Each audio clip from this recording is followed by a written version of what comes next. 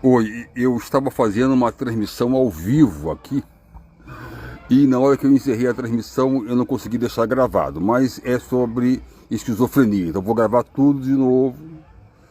São menos de 10 minutos de vídeo. E aí, eu estava fazendo uma transmissão ao vivo, viu, Alessandro? Agora mesmo. E a minha intenção era deixar gravado, mas eu fiz alguma confusão que acabou não gravando. Então vou fazer a transmissão de novo, menos de 10 minutos, sobre esquizofrenia e psicanálise. E essas transmissões que ficarão gravadas, elas ficarão no meu feed. Mas então eu vou repetir o que eu estava fazendo, porque eu não consegui deixar gravado. Então, seguinte, vou falar sobre esquizofrenia um pouquinho aqui. Se você for no dicionário do Aurélio ou do Hawais, você vai notar que esquizofrenia, tal como eles definem lá no dicionário, eles dizem que é uma doença mental, esses dicionários. Mas vamos tratar aqui como transtornos. Um dado importante é que o que se sabe é que 1% da população, 1%, tem esse transtorno. Se o Brasil tem um pouco mais de 200 milhões de habitantes, estamos falando de 2 milhões de pessoas aqui no Brasil, que é mais do que muitas cidades inteiras. 2 milhões de pessoas com as quais nós convivemos. Em algum momento você esbarrou direta ou indiretamente com um esquizofrênico na sua vida. É possível perceber isso vendo que essas pessoas têm uma sensível queda de produtividade. Isso é bastante claro, né? Mas o primeiro desafio foi essa rede social, essa convivência, lidar com os preconceitos, porque durante séculos a esquizofrenia e os transtornos mentais, em geral, foram encarados como loucura, como ligados a fenômenos do mal, ao demoníaco.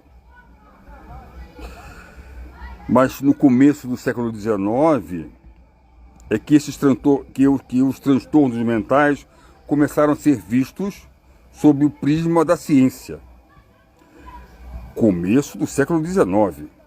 Os doentes mentais começaram então a ser tratados com mais humanidade e mais respeito, deixando-se de lado um antigo remédio. E qual era esse antigo remédio? A exclusão e a reclusão.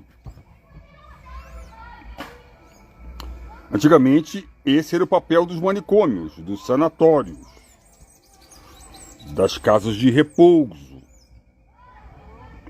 E os portadores de transtornos mentais eram então institucionalizados, por vezes pela vida toda, porque de fato havia poucos recursos terapêuticos. Mas isso vem mudando desde que a ciência e a medicina e outras técnicas e outras teorias vieram a se ocupar desse assunto, trazendo o assunto para um ponto de vista mais objetivo, mais científico, mais pragmático. Então, a função dos hospitais psiquiátricos atuais é diagnosticar e tratar os portadores de transtornos mentais usando o que há de mais moderno em tratamento. Por exemplo, as internações têm tido um curto período de tempo, estão cada vez mais breves. Apenas o período necessário para controlar um quadro agudo. E assim outros locais foram surgindo, como ambulatórios, unidades básicas de saúde, centros de atenção psicossocial, CAPs. E tem tido um papel importante, fundamental, no tratamento de portadores de transtornos mentais.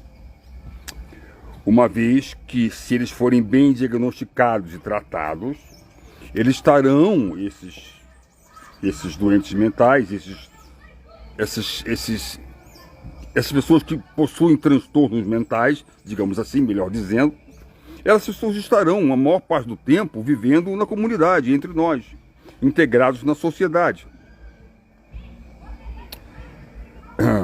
Porque qual era o quadro antes do começo do século XIX? O quadro era que os esquizofrênicos eram considerados pessoas anônimas, ex-internos de instituições psiquiátricas. Eram chamados maltrapilhos, que em algum momento da vida passaram por esses momentos de transtornos. Eram sem-tetos, pessoas alijadas da sociedade. Mas, quando você olha hoje à sua volta, você pode ver que o esquizofrênico, que a esquizofrenia pode bem ser daquela pessoa conhecida, sua, da classe, da escola, da faculdade. Pode ser um primo seu, uma cunhada, pode ser alguém que você nunca mais viu desde a infância, agora você vê. E que está convivendo na sociedade. Pode ser aquele seu vizinho que você considera esquisito. Não é verdade? Mas o fato é que não existem exames laboratoriais ou radiológicos capazes de confirmar o diagnóstico, dada a complexidade da doença. E com isso, porque é uma doença muito complexa, começaram e começam e ainda temos muitos mitos sobre esta realidade. Eu vou falar de alguns mitos que a gente vê ainda. Por exemplo, a esquizofrenia é um transtorno de dupla personalidade. Fake news. Esse é um mito. Pessoas com esquizofrenia têm uma única personalidade.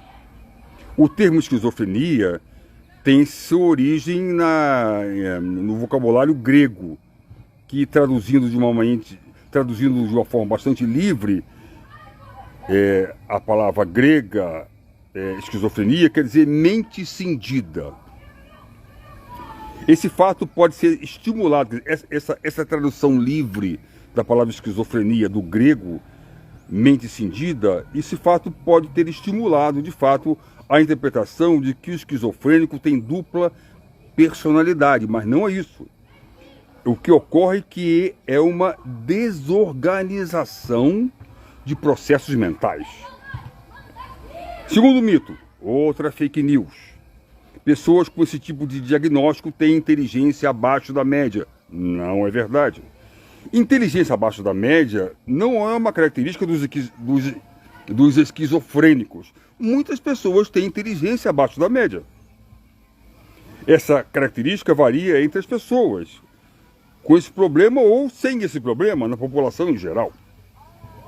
Um outro mito: esquizofrenia não é uma doença clínica verdadeira. Fake news. Pesquisas mostram que existem sim causas genéticas e biológicas para transtornos mentais como a esquizofrenia. Outro mito: esquizofrenia resulta da criação errada por parte dos pais. Fake news. Causas genéticas associadas a outros fatores de risco, como o uso de drogas, exposição constante a situações de estresse, contribui para o surgimento do transtorno mental, assim como um ambiente inadequado favorece o desenvolvimento de quadros de depressão ou ansiedade.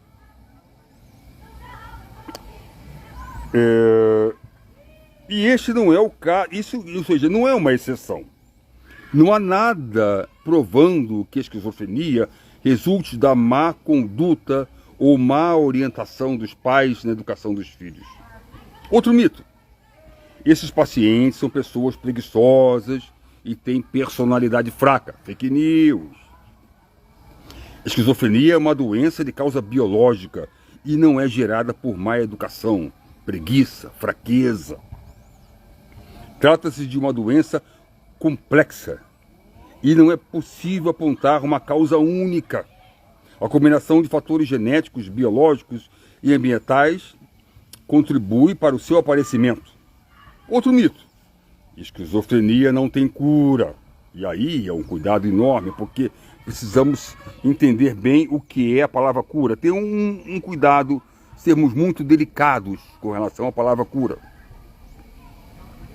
Em medicina, a palavra cura, por exemplo, tem um sentido muito preciso, sendo utilizado quando uma doença desaparece após o tratamento. Isso se aplica, por exemplo, à pneumonia, à infecção, uma infecção qualquer que desaparece após o uso do antibiótico. Agora, o fato é que a grande maioria das doenças não tem cura, a grande maioria não tem, mas fica controlada com o tratamento. Por exemplo, se alguém tem pressão alta ou diabetes, os tratamentos controlam os sintomas das doenças, mas não as curam. Então, o tratamento da esquizofrenia objetiva controlar, objetiva reduzir os sintomas e prevenir novos surtos psicóticos. Da mesma maneira que é possível controlar a diabetes de uma pessoa, permitindo que ela leve uma vida normal. Ainda não se sabe como prevenir o aparecimento desta doença ou deste transtorno, porém, com os tratamentos atuais obtém-se um controle bastante satisfatório. E o portador leva uma vida normal. Outro mito: existe um padrão de sintomas caracterizando a doença. Fake news. A gravidade da doença varia de paciente para paciente e nem todos apresentam os mesmos sintomas. Os sintomas também podem variar ao longo do tempo, diminuindo sua intensidade, desaparecendo por completo durante algum tempo e reaparecendo novamente durante o curso da doença. Então isso aqui é bastante complicado. Outro mito: pessoas com esse tipo de problema não podem ter vida produtiva. Pessoas com esse tipo de problema não podem ter vida produtiva. Fake news.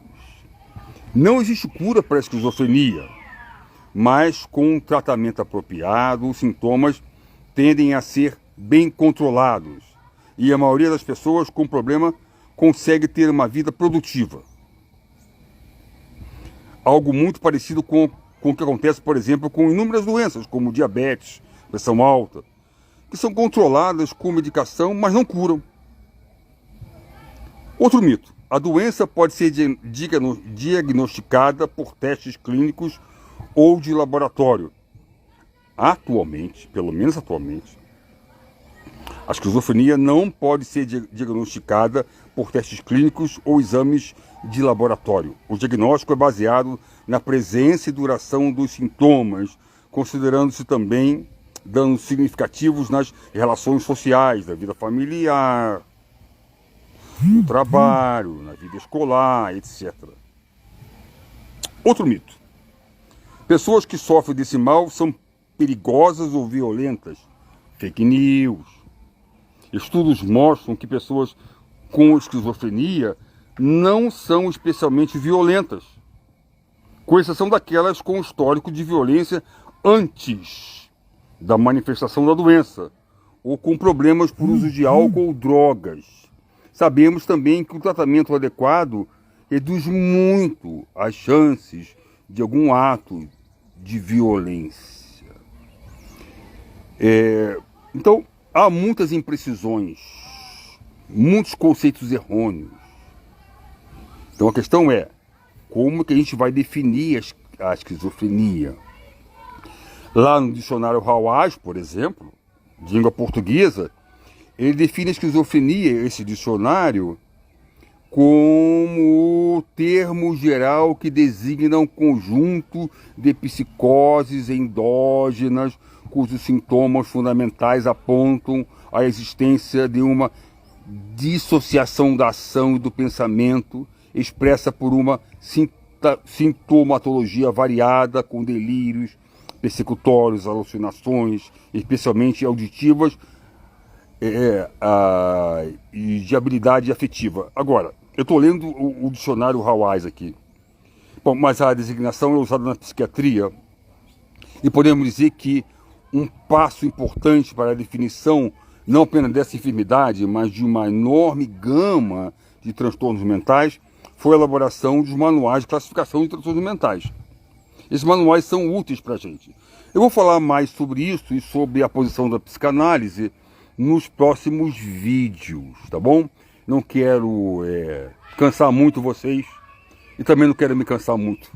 Eu vou fazer isso com doses homeopáticas e a gente vai avançando, lembrando que eu sou psicanalista. E tentei dar um panorama geral e vou continuar com um panorama geral aos poucos, até que a psicanálise vai entrando com as suas contribuições. Pessoal, eu vou tentar deixar gravado esse vídeo no meu feed. Vai ser a parte 1. Depois virão as partes 2, 3, 4 e assim por diante. Um grande abraço. Tchau.